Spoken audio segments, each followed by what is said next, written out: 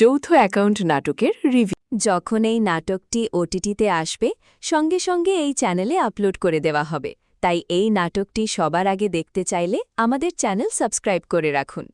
কি জিনিস বানাইছে ভাই, এটা নাটক নাকি আগুন?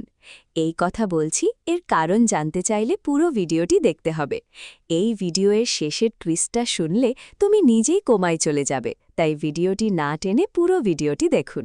বর্তমানে এমন কিছু গল্প নির্মিত হচ্ছে যেগুলো শুধু বিনোদন দেয় না, বরং সমাজের বাস্তবতা, সম্পর্কের টানাপোড়েন এবং মানুষের আবেগকে খুব কাছ থেকে তুলে ধরে।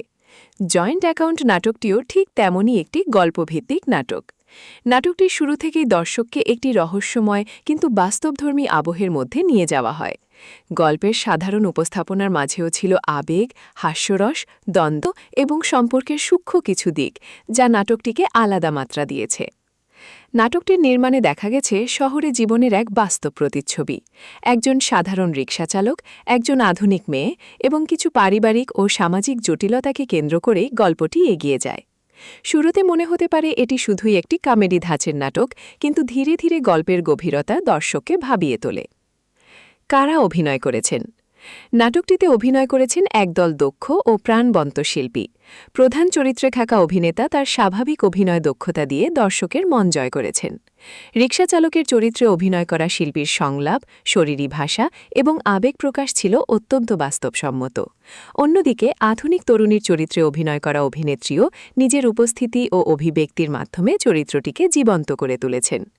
সহশিল্পীদের মধ্যেও বেশ কিছু পরিচিত মুখ ছিল, যারা নাটকের গতি ও হাস্যরসকে আরও প্রাণবন্ত করেছে। বিশেষ করে বাজারের দৃশ্য, পারিবারিক কথোপকথন এবং লোকজনের সঙ্গে সংঘর্ষের মুহূর্তগুলোতে প্রত্যেক অভিনেতার স্বাভাবিক অভিনয় নাটকটিকে বাস্তবতার কাছাকাছি নিয়ে গেছে। নাটকের কাহিনী। জয়েন্ট অ্যাকাউন্ট নাটকের গল্প মূলত বিশ্বাস, সম্পর্ক এবং অর্থনৈতিক বাস্তবতাকে কেন্দ্র করে গড়ে উঠেছে। নাটকের শুরুতে দেখা যায় এক সাধারণ রিকশাচালকের জীবন। সে তার প্রতিদিনের জীবনের সংগ্রাম নিয়ে ব্যস্ত। ঠিক তখনই গল্পে আসে এক আধুনিক মেয়ে, যার সঙ্গে তার পরিচয় হয় এক অদ্ভুত পরিস্থিতিতে।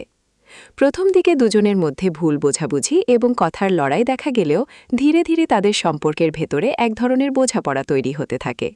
কিন্তু গল্পের মূল মোড় আসে জয়েন্ট অ্যাকাউন্ট বিষয়টি সামনে আসার পর। অর্থ, বিশ্বাস এবং সম্পর্ক, এই তিনটি বিষয়কে কেন্দ্র করে নাটকের নাটকীয়তা বাড়তে থাকে।